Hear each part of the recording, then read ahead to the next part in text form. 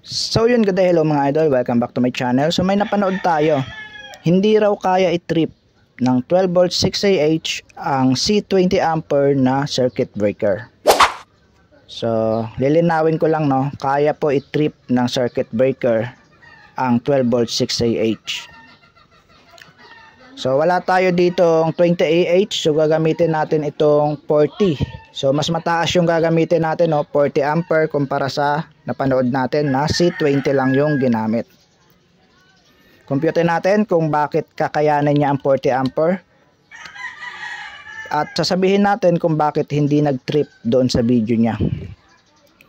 So computein muna natin. Ang alam naman natin na ang 32650, yan bagong-bago na bumili pa tayo para lang may pandemo. 32650 ay may 3.2 volts. 3.2 volts 6AH. Para makuha nyo yung watts, ito times nyo lang tong 3.2 times 6AH, 19.2 kapag full charge. So ang given natin full charge, no, hindi lobat. Baka itatry nyo siyang lobat yung battery. So 6AH tapos 3.2, 19.2 watts. Ito ay full charge, no. So iba rin makukuha nyo kapag 3 ampere lang nilagay nyo dito kung nasa 80% yung inyong battery. So iba rin makukuha yung wattage. So ngayon, ang volts at yung ampere mga idol ay laging magkasama. Based sa experience natin araw-araw, kasi alam natin yung flow ng circuit, kung bakit pumuputok yung fuse sa mga TV na nire-repair natin, kasi tumataas yung current. So bumabagsak naman yung volts. Habang bumabagsak yung volts, isipin natin na 1 volt yung binagsak. Tapos ang mangyayari sa ampere ng ating battery tataas, magiging 19. So paano ko nasabing 19 ampere yung magiging 19 ampere to? Simple lang, times nyo ulit. 1 volts times 19 equals 19 watts pa rin mga idol. Ayan ay kapag full charge yung battery. So pero sa Google, hindi 19 ang nakalagay dyan na discharge current niya, nasa 13 ampere lang. Kasi discharge current yun, continuous discharge current. Hindi sinabi doon yung short circuit niya. Pero kapag short circuit, aabot yan ng 19 ampere. Pero hindi mo kakabitan yan ng circuit breaker na 19 ampere dahil eksakto yung rated current niya. So kailangan nasa 80% or 50% yung gagamitin mong circuit breaker dyan. So gagamit ka lang dyan ng 10 ampere na circuit breaker. Pero dahil apat ito, magta times 4 itong discharge current, short circuit current niya. 19 times 4, dahil apat na cell yan eh. Kapag nag-drop volt, pag nag-drop yan ng 1 volt yung 12 volts, so times mo sa 6 ampere. So yun yung wattage. Sa ano pala, sa wattage niya. So 19 times 4, ilan ba? 76 ampere lahat-lahat yung kaya niyang i-discharge, yung short circuit niya 76 ampere.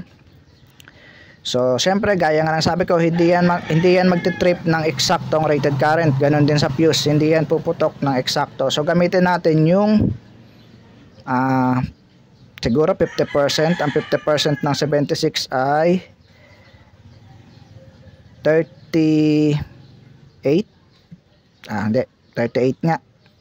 38 ampere. So lampas ng 50% yung gagamitin natin kasi ang pang-sample nating circuit breaker ay 40 ampere. Sa napanood natin, ang sinample niya lang ay 20 ampere. So dapat hindi ito magti-trip dahil mas mataas itong sample natin, no? 40 ampere kumpara sa sinample niyang 20 ampere. Okay? Bago tayo dumiretso, ang circuit breaker ay meron niyang bimetallic strip sa loob. Okay? Tapos may coil yan sa loob na kapag na-reach niya yung current doon, overload. So parang solenoid na hihigupin niya yung metal sa ano, ayun yung magpupush para mag-trip.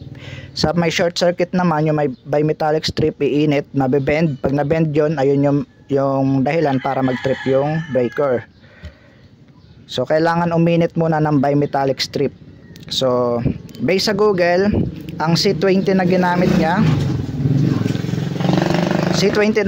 niya, mapapatrip mo siya ng 0.04 seconds hanggang 5 seconds. 5 second. Ayan.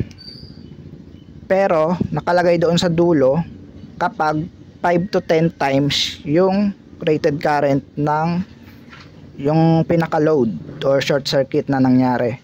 So C20 times mo yan sa 5 kasi yun yung sinabi. So 100 ampere yan mga idol.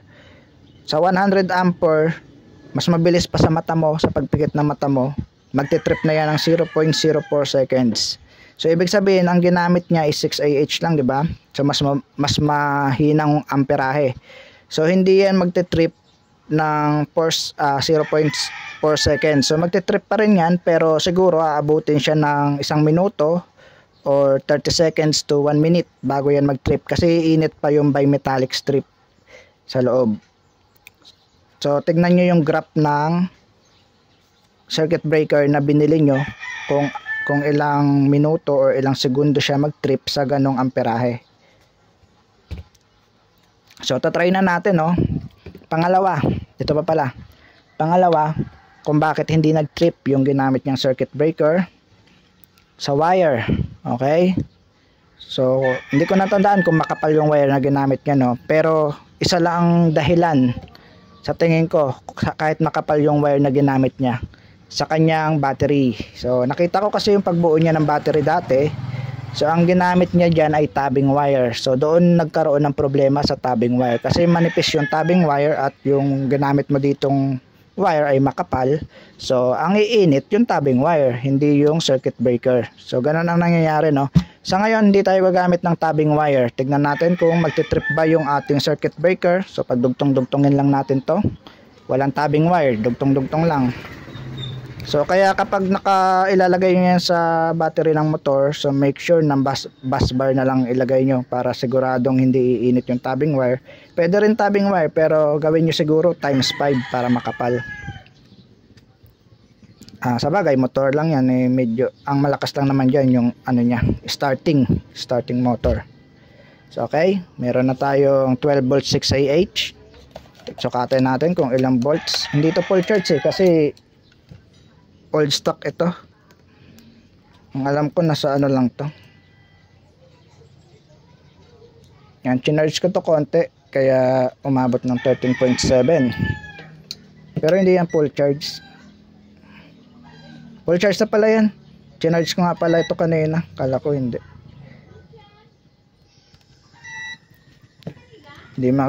Ayaw umilaw ng ating backlight. Kita nyo ba? So hindi na natin pala ito kailangan.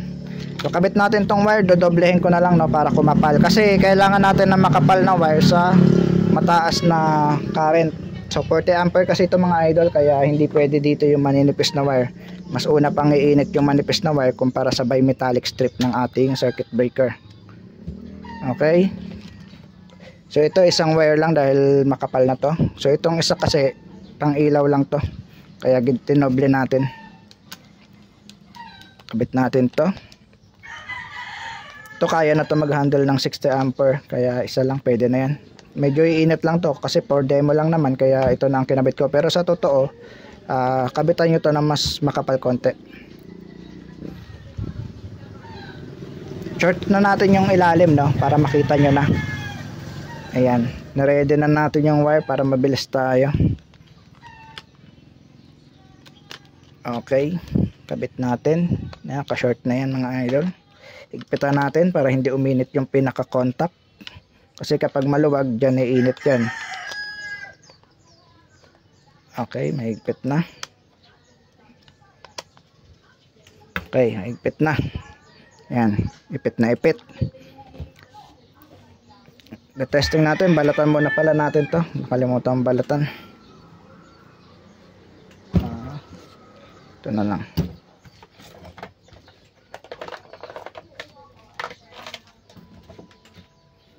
Tapos mamaya pala mga idol, tatry din natin siya, no. Meron siyang tabbing wire.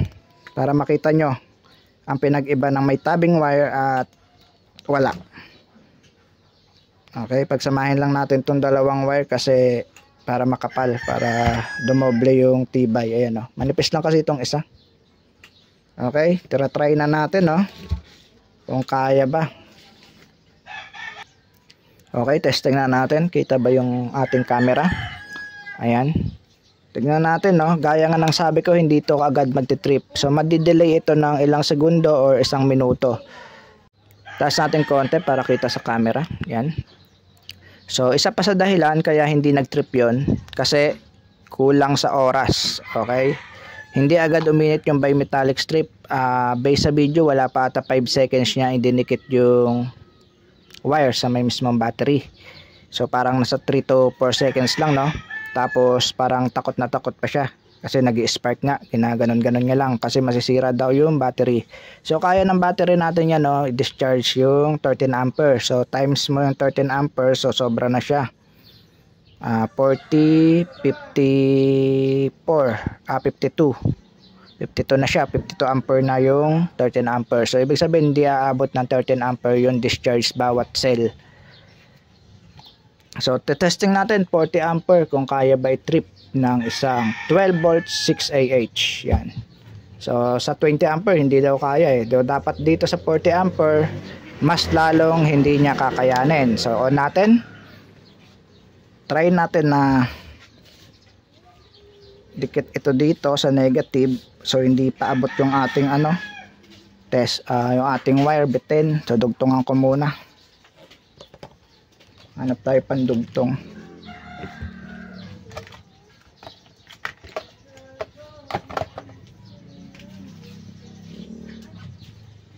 So cut ko muna yung video, dugtungan ko muna yung wire.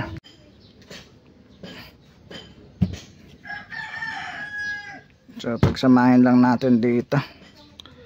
Dugtong lang natin yung wire mga idol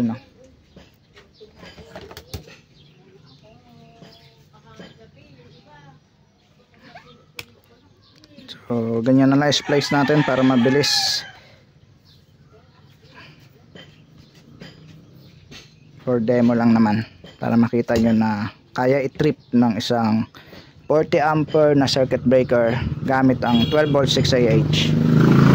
So contact nyo lang to make sure na buo lahat ng wire na nakakontak kasi kapag isang stranded lang, isang wire lang nakakontak dyan, iinit yon at matutunaw lang. So kailangan lahat sila nakakontak dito. Then ganun din dito sa kabila, kaya i-twist nyo yung ating wire. So testing natin kung magti-trip, naka-on na yung ating breaker. So, hindi pa rin abot. Yan. Sud natin konti. So may delay lang to ng ilang segundo siguro kasi mababa yung ating supply. Siyempre kapag marami rin yung battery nyo, mabilis nyo rin matitrip. Wala pa 1 seconds. So try natin ngayon. Mababa ang supply, 6Ah 12 volts. Didikit ko na. Iinit yan. Yun. Napatrip natin ng ilang minuto, ilang segundo. Orasan natin So ngayon mas madali na to dahil nagtrip na siya mainit na yung loob. On natin ulit. Tignan natin kung ilang segundo. So 1, 2, 3. So 2 seconds lang siya ngayon dahil mainit na yung loob. Pero kanina parang nasa 3 to 4 seconds rin. Pero kasi full charge yung gamit kong battery. Kaya mas mabilis niya napatrip. Kapag low bat yan, medyo tatagal din yan So napapatrip niya kahit 40 ampere. So yung sa video na nakita natin, tinatouch-touch lang kasi ganun. So i-spark lang yan, hindi yan magti-trip. So try naman natin may tabbing wire. Isa rin yung sa dahilan, naka-tabbing wire yung kanyang battery So tabbing wire, lagyan natin tong battery natin ng tabbing wire. Kalasin natin ulit. So lagyan ko muna ng tabbing wire siguro mga idol. Hanap muna ako dito sa mga retaso natin ng solar. Para mabilis, kabit ko muna yung tabbing wire. So ito na, buo na yung ating 12 volt 6Ah naka series connection. Positive, negative, positive, negative, positive, negative, positive, negative. Check natin kung ilan yung supply niya ngayon. Bawas na to dahil sa short circuit kanina.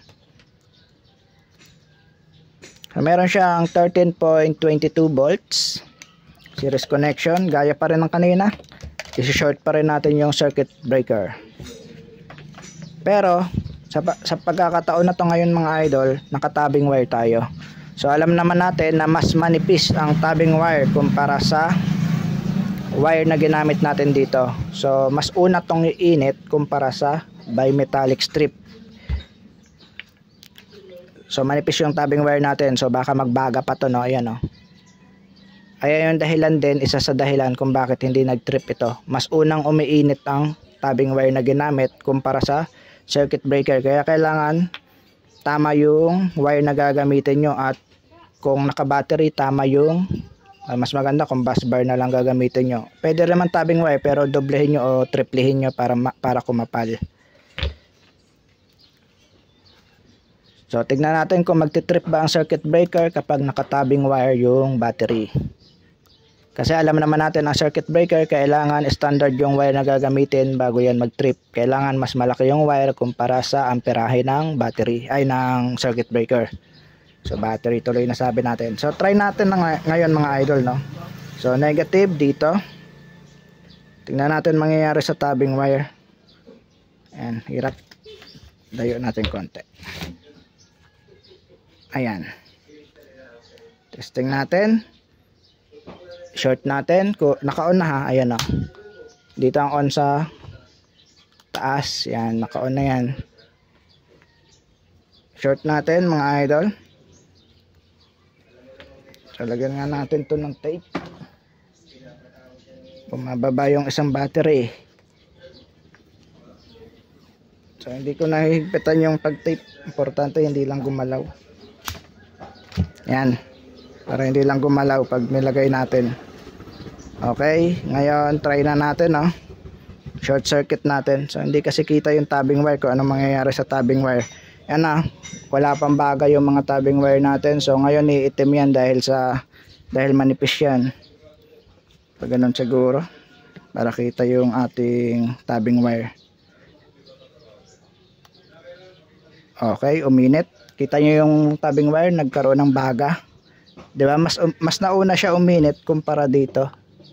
Kaya hindi nag-trip kahit tagalan mo. So, yun yung dahilan.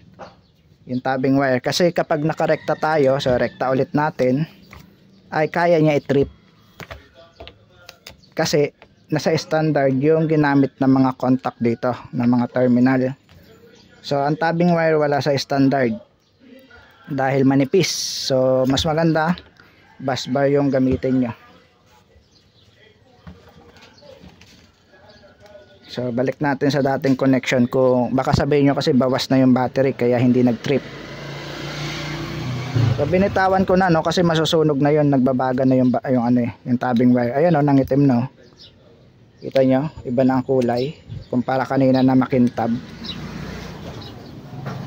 Kaya kung ikakabit nyo sa motor to, dahil medyo may kalakasan din yung starting ng motor, okay lang kung mga bosina ilaw lang, pwede na to. Pero kung sa motor, kapalan nyo tong pang series nyo para hindi masunog. Baka masunog yung motor nyo kapag start ng motor. Kailangan maganda ang pagkakaano. Bus bar mas maganda, iwas sunog tayo. So ang tabing wire kaya naman, no, basta makapal. Basta kapalan nyo lang. May nabibili naman tabing wire na makakapal na. So pwede naman yun ang bilhin nyo, wag lang yung ganito kanipis. So isa yun sa dahilan. Kasi kadalasang sukat ito, ganito lang kanipis. Yan, o, sunog siya. Sunog na sunog lahat ng tabing wire ng itim. Mas nauna na sunog yung mga tabing wire natin kaya kumpara sa circuit breaker. So ngayon dugtong ulit natin to. Yan, sunog rin yung ating plastic dito. Uminit. Pero plastic lang naman. Dugtong ulit natin, tapos sukatan natin yung supply kung ilan. Ganong kalakas ang LiPo4 battery. Ganong kalakas yung amperahe na kaya niya. Kahit 40 ampere na circuit breaker, kaya niya i-trip. Pero masasabi ko nga, maganda nasa 50% lang gagamitin nyo, no? So maganda nasa 35 ampere pababa. Depende sa load nyo. Depende sa inverter na ikakabit nyo. Kung ang inverter nyo ay 1000 watts, so divide nyo na lang yun sa sa setup nyo kung 12 volts or 24 volts. So kata natin to. Ayan, 13.1 pa rin siya, oh. Konti lang nabawas. So ngayon try natin ulit kung magti-trip pa siya kapag walang tabing wire. Kailangan kasi nasa standard yung wire kapag circuit breaker. Kapag fuse kasi, kahit tabing wire lang yan, mapuputol yung fuse. Ganon ka-sensitive ang fuse. Oh, naka-on na yung circuit breaker. Short na natin. Okay, nag-trip. Kusan namatay yung ating breaker. Ulitin natin, mas mabilis na to ngayon dahil uminit na yung bimetallic strip. Yan.